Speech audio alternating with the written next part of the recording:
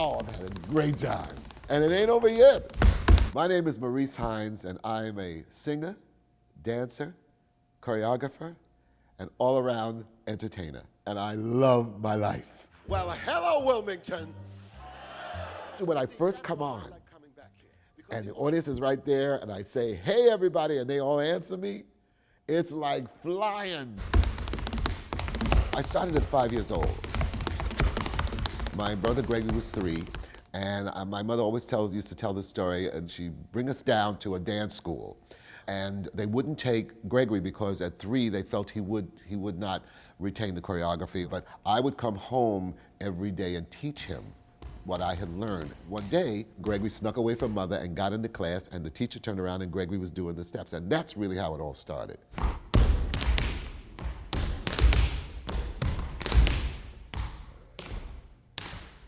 The very first time that we worked in New York was at the Apollo Theater.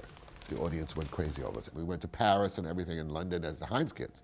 Then when we did Hines, Hines and Dad, then we went back to Paris and London and Italy as this act that was becoming big.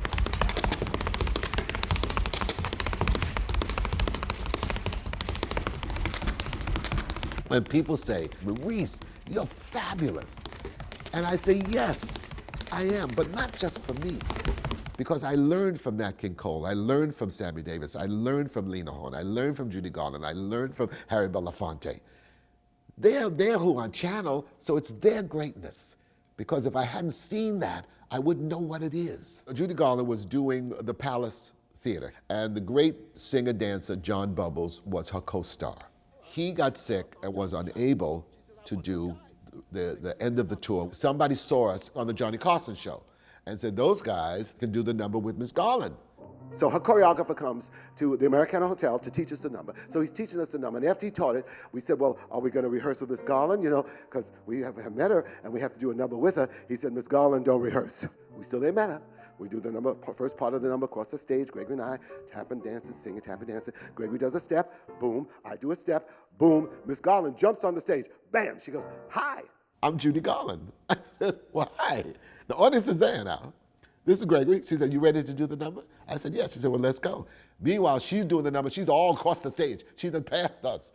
I never will forget that. That's why they were the greats. That's why, that generosity to fellow performers. I remember Sammy Davis. We were really an offshoot of him. He was the template. After he did a couple of numbers, he walked out on the stage, sat on the edge of the stage with a cup of tea, and just talked to the Apollo audience. Just talk to them. At the Apollo, you better get up there and start singing and dancing. And he enraptured them. I said, that's what I want to do. I want to do that. I know I can sing and dance, and I can tap, and I can do this. I can maybe be funny, but I want to be able, and I do that. I can do that. I can just talk to them. But I learned that from Sammy.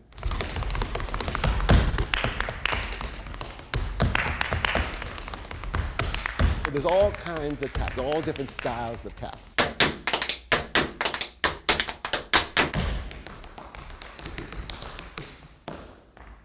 That's a soft shoe. See, easy, easy. Rhythmic, but easy. There's the Bugsy Berkeley style, which was done in 42nd Street, which is very airy. Everything is up here. Time step. Very wonderful style.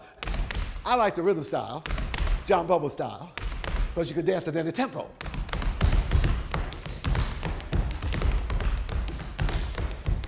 Also, it has a kind of soulful feel to it.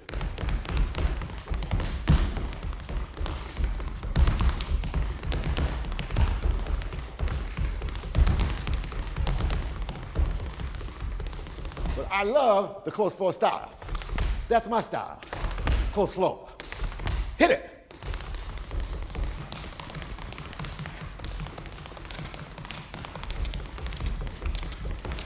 Oh, it's hot, it's hot, it's hot.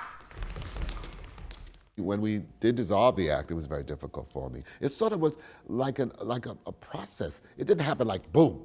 It was sort of like slowly. I didn't want it.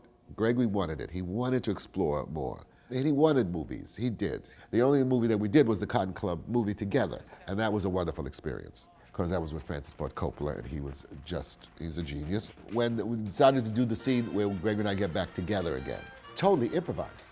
Most people think it was written. Oh, no, no, no. Francis did not. They said, well, shouldn't it be written? He said, they're brothers. They know how to get back together. He said, guys, just do it. Just like that.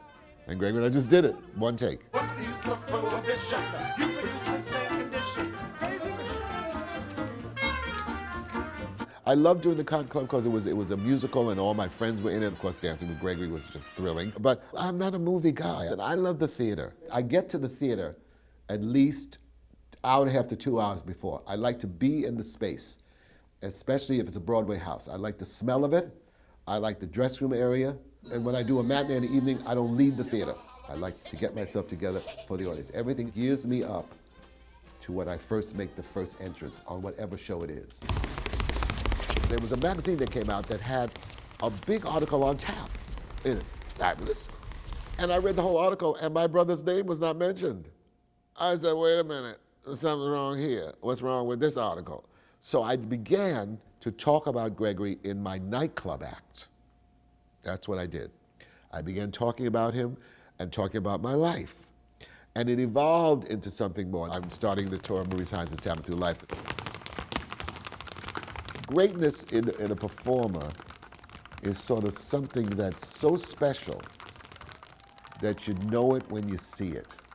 My greatness took a while to come out. I had to find myself first as a human being. But now, at this stage in my life, when I'm on stage, I'm great. Oh no, I am. I know what I'm doing. I know why I'm there. I know why they're there, and I know what I'm supposed to do for them. And that's my greatness. All right, I'm ready.